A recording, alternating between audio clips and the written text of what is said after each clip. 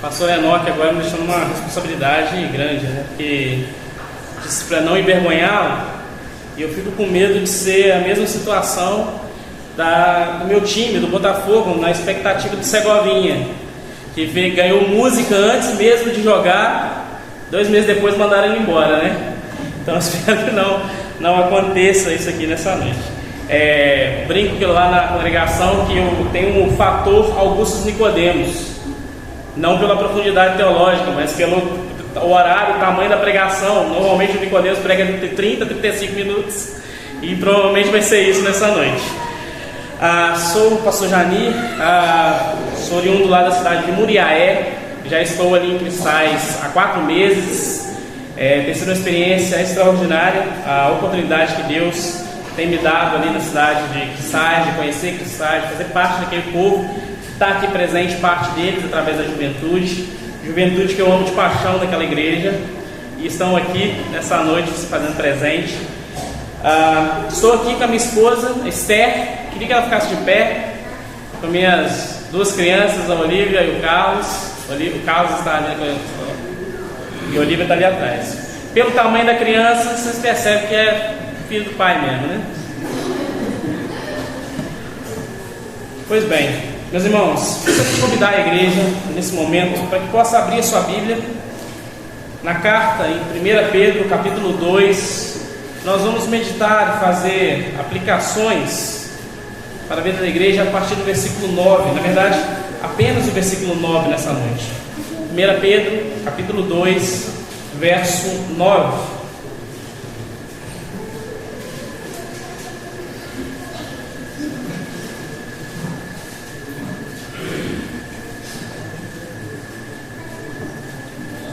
Amém ou misericórdia? Amém. 1 Pedro, capítulo 2, verso 9, diz assim: Mas vós sois geração eleita, o sacerdócio real, a nação santa, o povo adquirido, para que anuncieis as virtudes daquele que vos chamou das trevas para a sua maravilhosa luz. Pai, por tua palavra lida te agradecemos, que ela ache morada nessa noite em nosso coração, que ela seja aplicada em nossas vidas. Te agradeço pela vida dos meus irmãos que estão aqui presentes nessa noite, para poder celebrar e honrar aquele que é digno de toda a honra e toda a glória, nosso Senhor Jesus. Essa oração que faço, perdão dos meus pecados. Amém. Essa é a 2ª vez que eu tenho a oportunidade de pregar dentro desse verso, que é um verso que sempre mexe comigo, me faz lembrar muito da minha infância.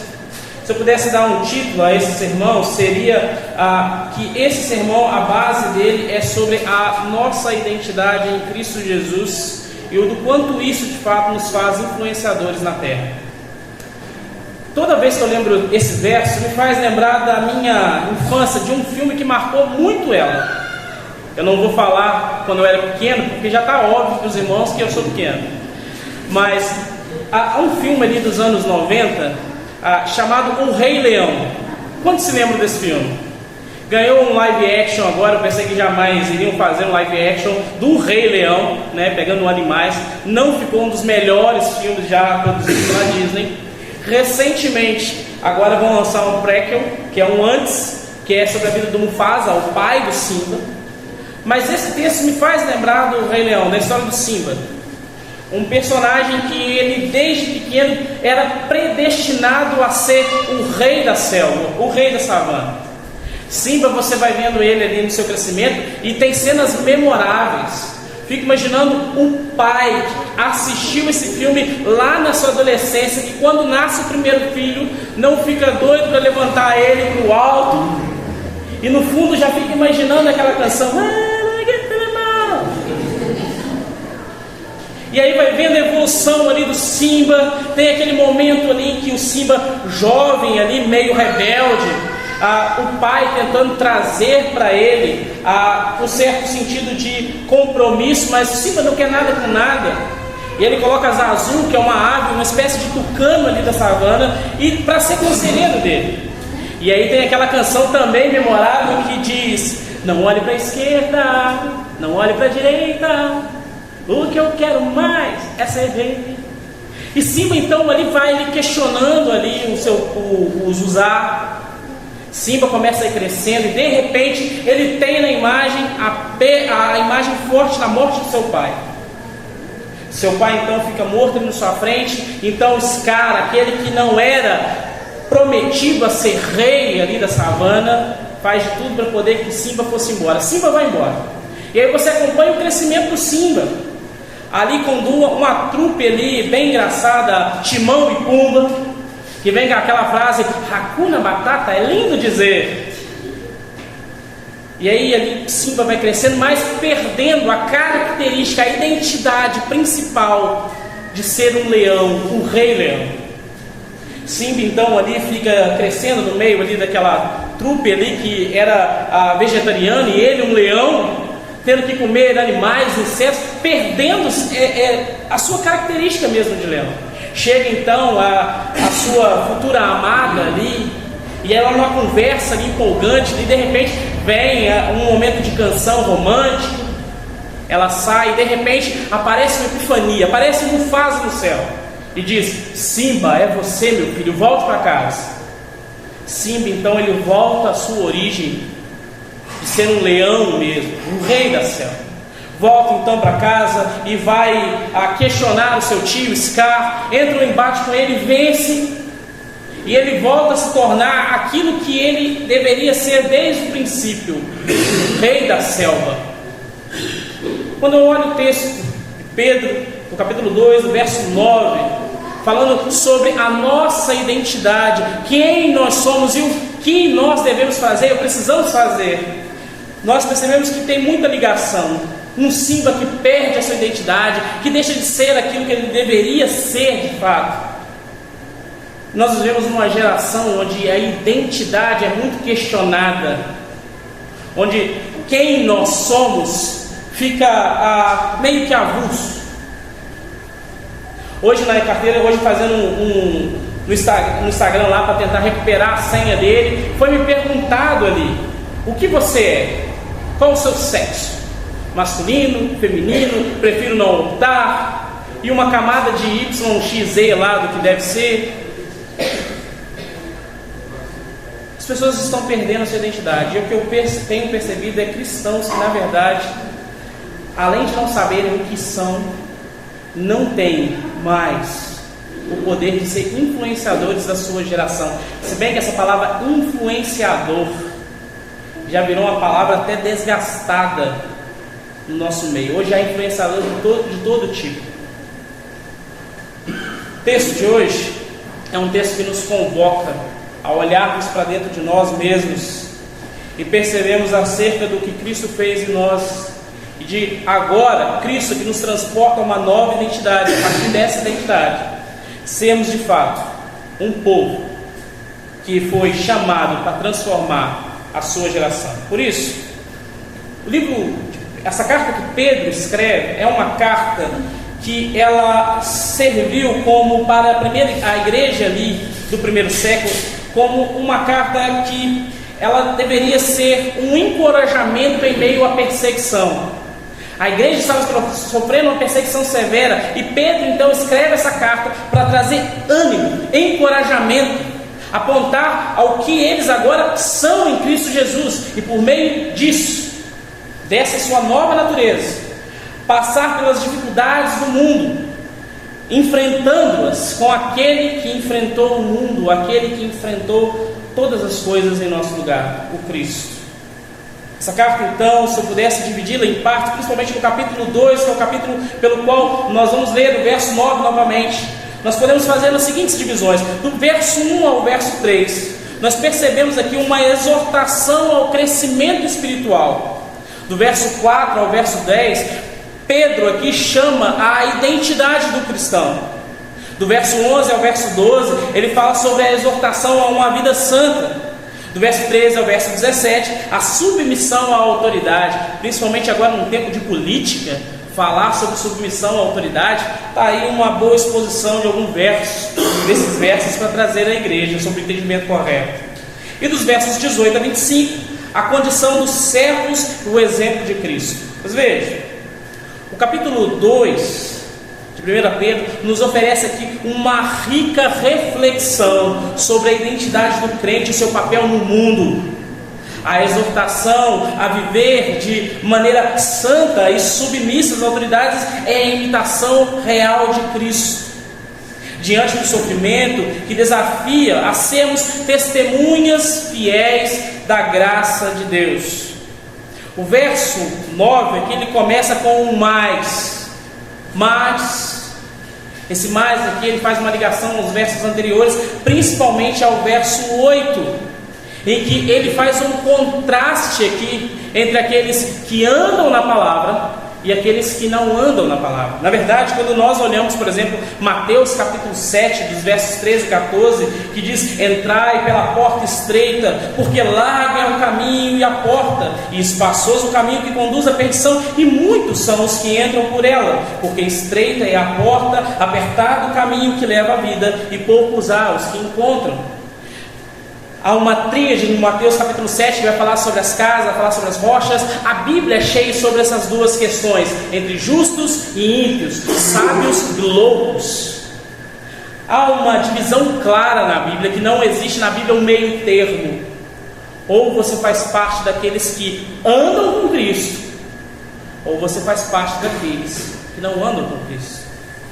Hoje eu vi uma ilustração no Facebook sobre a ilustração do muro, em que fica um rapaz em cima do muro, e aí ele fica: pula do lado de cá, pula do lado de cá. E aí aparece Satanás ali e diz: olha, eu sou o muro. Na caminhada cristã não tem esse meio termo. Como a palavra diz, ou é sim, sim, ou não, não. Pedro aqui, ele vai dizer: olha, há aqueles construtores que rejeitaram a pedra angular. Há um grupo de pessoas que ainda têm rejeitado a Cristo. Esses terão suas consequências. Esses terão um fim prometido a eles, que não é nada bom. Mas há aqueles outros que agora foram chamados, como vamos ver nesse verso, para ser a geração eleita, povo adquirido. A pergunta que fica é: qual desses grupos nós temos nos encontrado? Essa é uma boa pergunta para você levar para sua casa. Qual grupo você tem feito parte? Espero que seja do segundo grupo, do grupo que continua o verso. Mas, o texto diz: mas vós sois a geração eleita, o sacerdócio real, a nação santa, o povo adquirido. Pedro aqui chama a nossa identidade. Pedro aqui ele vai trazer 4 designações. Ele vai falar sobre os eleitos, ele vai falar sobre sacerdotes, ele vai falar sobre nação santa, ele vai falar sobre povo adquirido. Esse quádruplo que ele traz aqui, e cada um por si só mereceria um ponto de pregação para sobre uma dessas pedras da nossa identidade, mas ele faz questão de juntar todas elas para poder fazer a seguinte pergunta. E eu gosto de utilizar a expressão aqui de João Calvino quando ele vai abordar esse texto: qual parte do quadrante a igreja de Cristo Jesus tem de fato participado? Se é de fato dentro do quadrante ou fora desse quadrante? O texto diz aqui que nós somos geração eleita. Somos eleitos por Deus, escolhidos antes da fundação do mundo. Essa escolha não depende de nossas obras, mas é uma expressão da graça divina. Saber que somos escolhidos, e isso quer dizer que saber que somos amados, nos dá segurança e propósito para viver como eleitos, nos impulsiona a refletir o amor de Deus em nossas ações. É uma das características nossas. Somos o povo eleito. Deus nos elegeu em sua infinita graça e amor. E isso por si só deveria fazer o nosso coração pulsar ao saber. E não fazer proposições do texto, questões teológicas profundas, embutidas aqui, e que são importantes sim, mas só de sabermos que somos já conhecidos por Deus, na eternidade e escolhidos para viver em sua graça, deveria fazer o nosso coração propulsar de alegria, de viver e fazer a sua obra e ser de fato uma geração que vai mudar o mundo. Mas o texto também continua dizendo que nós somos sacerdotes, e aqui Pedro, provavelmente Pedrão, tinha na sua mente o Antigo Testamento, e eu fico imaginando a figura de Pedro, porque não consigo tirar a imagem de Pedro, pescador, aquele homem rústico, como eu gosto de usar a expressão lá em Cristais, bruto, rústico, sistemático, homem que tira a peixeira para poder cortar a orelha do rapaz. Esse mesmo Pedro provavelmente era analfabeto, se lembrando do ministério de Jesus, das palavras, dos ensinos, e agora trazendo em mente uma teologia bíblica, fazendo um apontamento no Antigo Testamento, lembrando daqueles sacerdotes que antes eram os intermediadores ali no meio do povo, e que agora diz: vocês agora são uma geração de sacerdotes.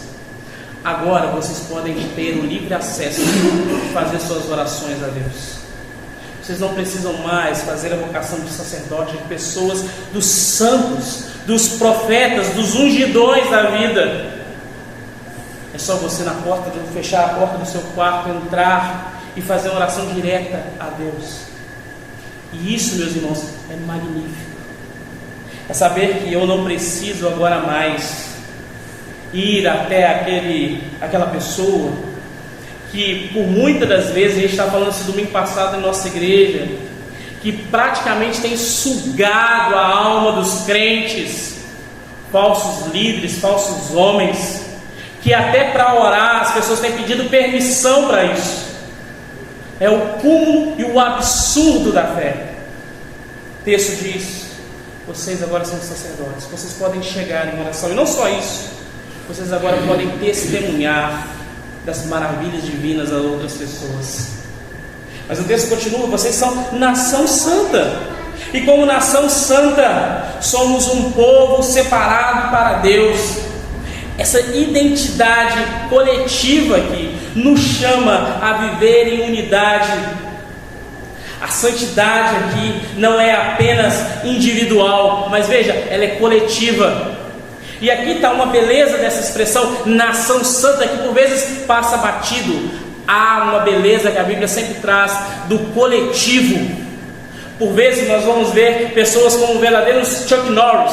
E aqui, como título do sermão é sobre geração, a minha geração foi marcada muito pelo personagem de Chuck Norris, o lobo solitário.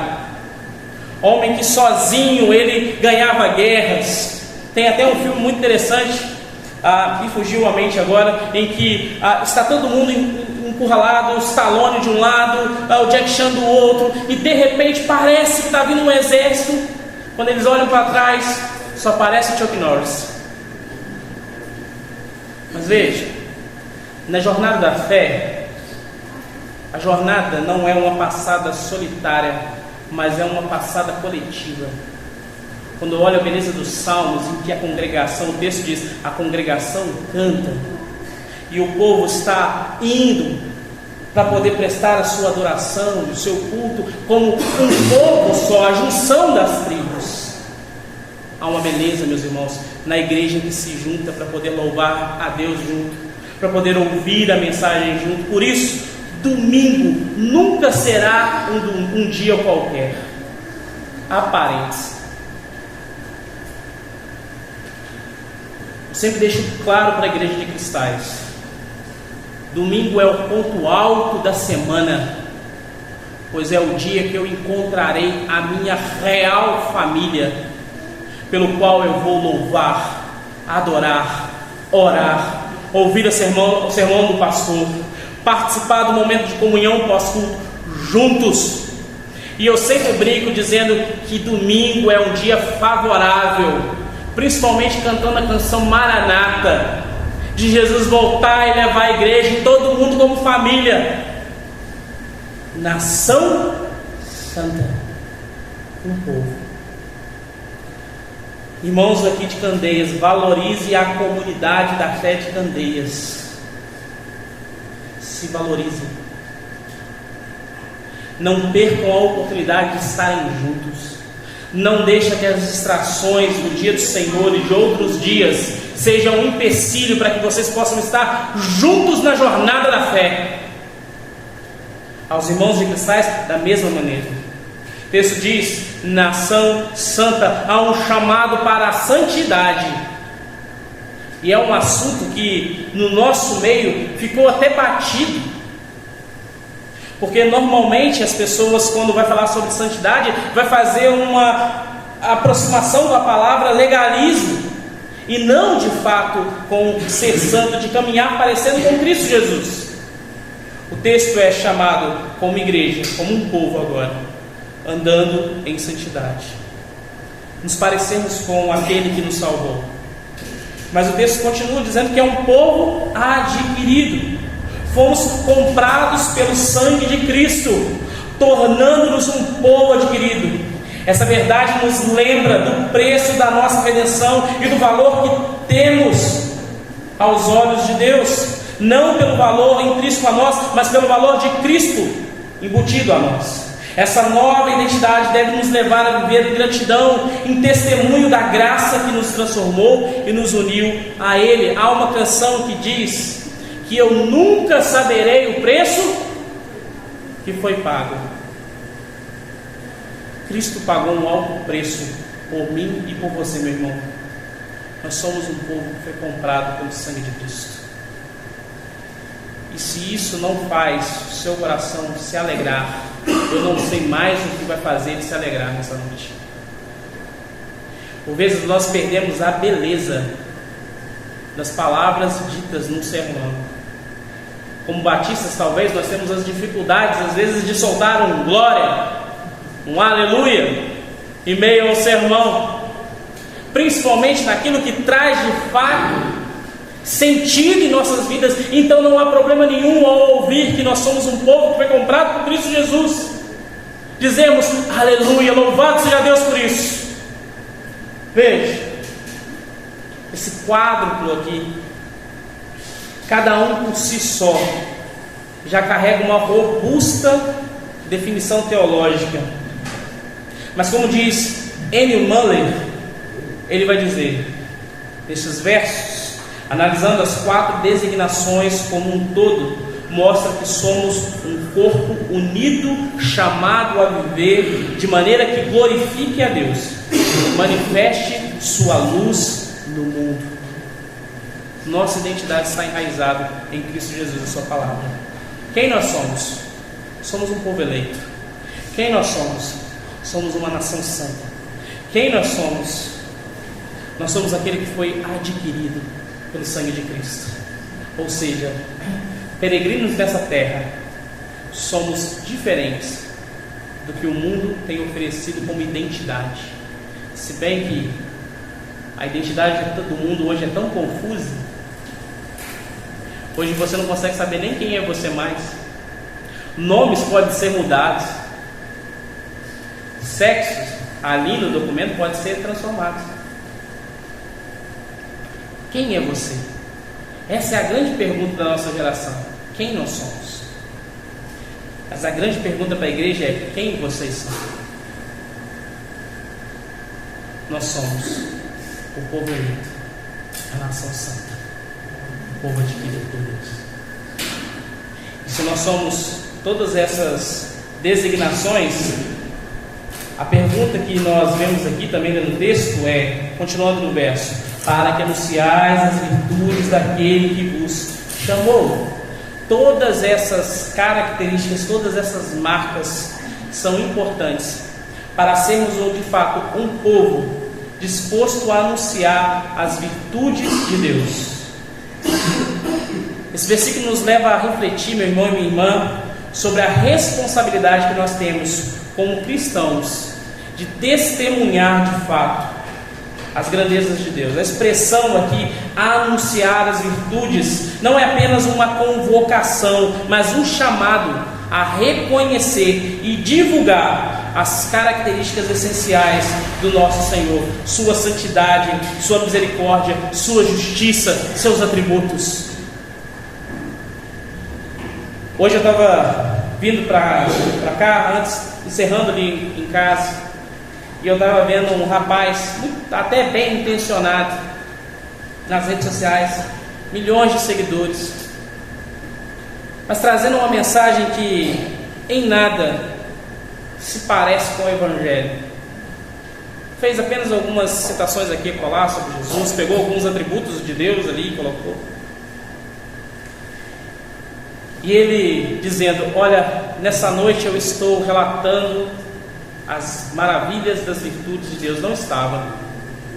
E o mais triste disso tudo é o auditório lotado de jovens, pessoas aplaudindo ali, dizendo ali no final, eu achei muito engraçado, porque eu sempre acho muito engraçado essas comoções que acontecem, dizendo: meu líder, esse é meu pastor.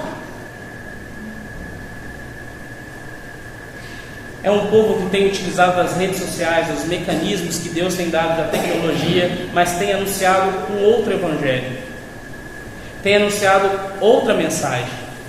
E aqui é um chamado para a igreja, não só local, mas a igreja de cristais. Em primeiro lugar, quem nós temos seguido e compartilhado nas redes sociais? Quem de fato nós estamos dizendo: esse é o povo que está marcando essa geração? Me faz lembrar muito da época do Descending, movimento que todo mundo no Brasil queria ir. Logo depois daquele grande movimento que diria que trazer o grande avivamento do Brasil, veio o Covid. O pregador melhorzinho daquela noite pregou 7 minutos. Depois daquilo veio um monte de gente, e um deles usou esse verso do verso 9, dizendo: nós estávamos naquela noite anunciando as grandes virtudes do reino. Anunciar as grandes virtudes do reino é anunciar a mensagem completa do Evangelho de Deus. Anunciar as virtudes do reino é proclamar os atributos de Cristo, os atributos de Deus de maneira completa. A pergunta é: será que de fato, e aqui é uma reunião que temos não só jovens, mas nós temos jovens de todas as idades de fato aqui, se de fato estamos anunciando as grandes virtudes de Deus? Ou será que nós estamos anunciando partes dessa virtude? Ou será que nós estamos anunciando as nossas virtudes? Porque no mundo de influenciador gospel, o que mais se tem é gente anunciando suas próprias virtudes, é gente recebendo o troféu geração. Na noite teve até o melhor pregador da noite, e eu fico pensando Paulo, o apóstolo Paulo, que pregou a mensagem do arrependimento de pecado, se ele receberia esse tipo de troféu. Somos lembrados, meus irmãos e minhas irmãs, a seguinte pergunta: como posso de fato refletir a luz de Cristo em meu cotidiano? Como de fato posso, ao menos, ser relevante na escola, no trabalho, em casa? Temos tido oportunidades diárias de ser a diferença, de ser de fato esse povo adquirido, essa nação santa, mostrando a bondade de Deus, a sua misericórdia, mas também falando sobre o seu juízo, sobre a sua justiça. Temos tido oportunidades diárias de ações concretas para influenciar pessoas. Ou se as oportunidades que nos estão sendo dadas, nós estamos deixando elas de lado. Disse para um irmão essa semana sobre a questão do chamado missionário, e eu disse para ele: olha, eu tenho muita dificuldade com alguém que quer na igreja ser um missionário, mas de fato nunca anunciou as virtudes, a beleza do Santo Evangelho em sua comunidade local. Normalmente é uma pessoa que só quer viajar. Precisamos de fato anunciar a mensagem. Mas veja, o texto continua dizendo: e chamou das trevas para a sua maravilhosa luz. Esse chamado aqui, meu irmão e minha irmã, não é meramente um convite, mas é uma convocação à ação. O termo chamou aqui implica um relacionamento pessoal e ativo. onde Deus nos tira da inércia espiritual para um propósito claro, ser luz do mundo. Jesus disse que nós somos o quê? Sal e luz. Mas o que tem muitas pessoas sendo, na verdade, sendo verdadeiras trevas na vida das outras pessoas. E não se engane, há muito cristão levando uma mensagem de verdadeira escuridão para a vida das pessoas, de outras pessoas. Somos chamados, meus irmãos, a espalharmos a luz de Cristo. Possamos, portanto, viver de maneira que reflita essa maravilhosa luz, impactando aqueles ao nosso redor e mostrando que em Cristo a verdadeira vida é a verdadeira luz. Não porque há luz em nós, mas porque Cristo, que é o autor de toda a luz, brilha em nossas vidas para fazer diferença no coração das outras pessoas. O texto do verso 9 nos faz um chamado aqui interessante. O pastor Enoque me fez o convite para estar aqui, falando sobre uns jovens que estão dispostos a transformar a sua geração. E eu lembro que lá na minha época de adolescente, que não tem muito tempo, já havia um chamado para ser a diferença da geração, da sua geração. Sempre nós teremos esse tipo de frase: vocês serão a geração que irá fazer a diferença. Vocês de fato serão a geração que fará a diferença? Mas veja, a pergunta não é só a geração, porque dá um sentido geral. Vocês serão pessoas que irão impactar as pessoas próximas a você? Quer ser um verdadeiro influenciador cristão? Não perca tempo procurando likes, seguidores.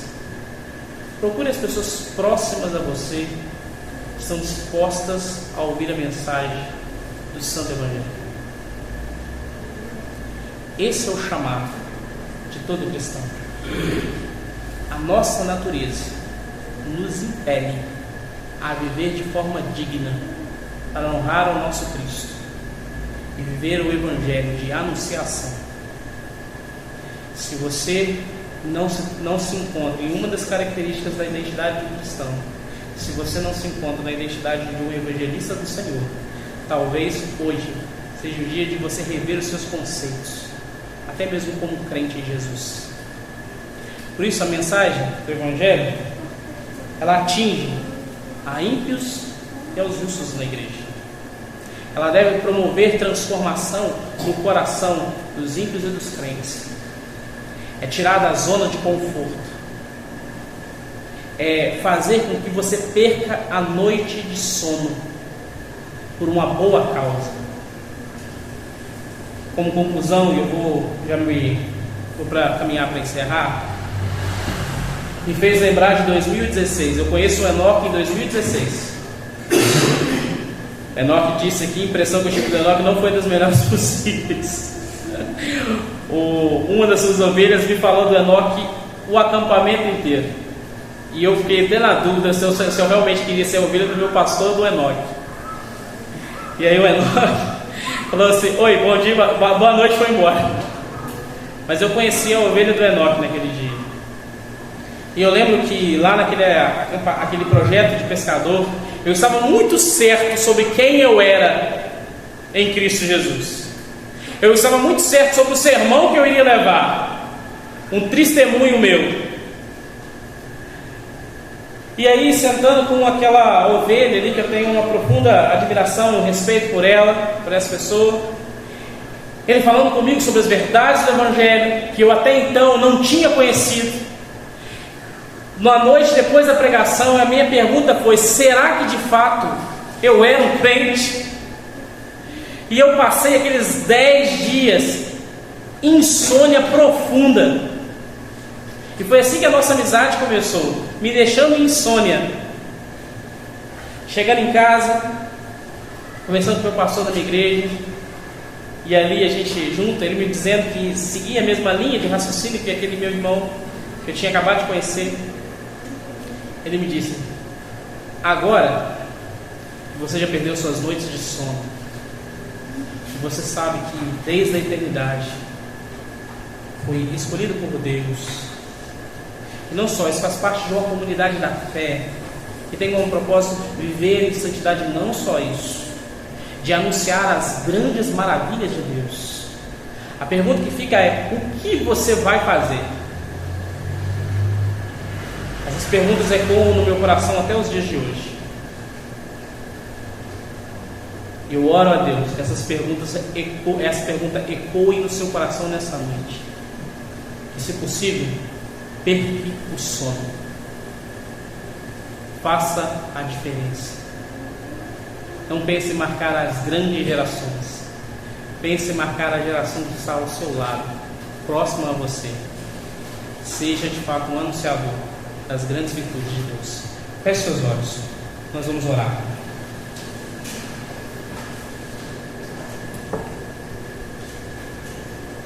Pai bondoso, obrigado, Deus, pelo privilégio que o Senhor nos concede de ter nos trago aqui em segurança a cidade de Candeias, para estar com a nossa família na fé que aqui reside.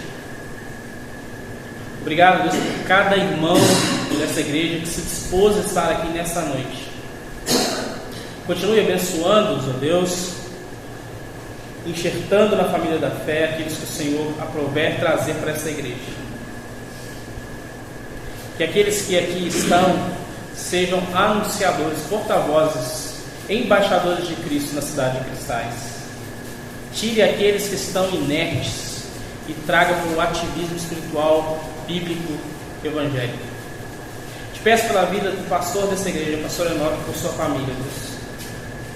Traga refrigério, Deus, à sua alma, ao seu coração. E continue, Deus, a ser o servo de Deus que tem anunciado do Evangelho nessa cidade. Obrigado pelo privilégio que é caminhar com este homem que tem me abençoado grandemente. Não pelos méritos dele, mas pelos méritos de Cristo Jesus. Obrigado, Deus, pelos meus irmãos de Cristais que aqui vieram, se disponibilizaram a estar aqui para poder louvar a Cristo Jesus com a sua família na fé da cidade de Cristais. Obrigado pela vida de cada um deles, Deus. Obrigado, Deus, que o Senhor nos trouxe em segurança. Te pedimos que o Senhor também nos leve em segurança. Que seja, Deus, com cada ministério dessa igreja, abençoando os irmãos da música, os irmãos da mídia, os irmãos que têm ajudado no ministério infantil, seja nas áreas, Deus. Continue dando vigor a essas pessoas. Que o Senhor prepare desde já o amanhã, no momento que teremos na igreja de Cristais, nos batismos, na recepção de novos membros também, Deus. Desde já te clamamos, Deus, para aquele momento de celebração do Evangelho. E obrigado pela oportunidade que o Senhor nos concede de estarmos aqui, compartilhando essa oração te fazemos com o perdão dos nossos pecados. Em nome de Cristo Jesus que oramos. Amém.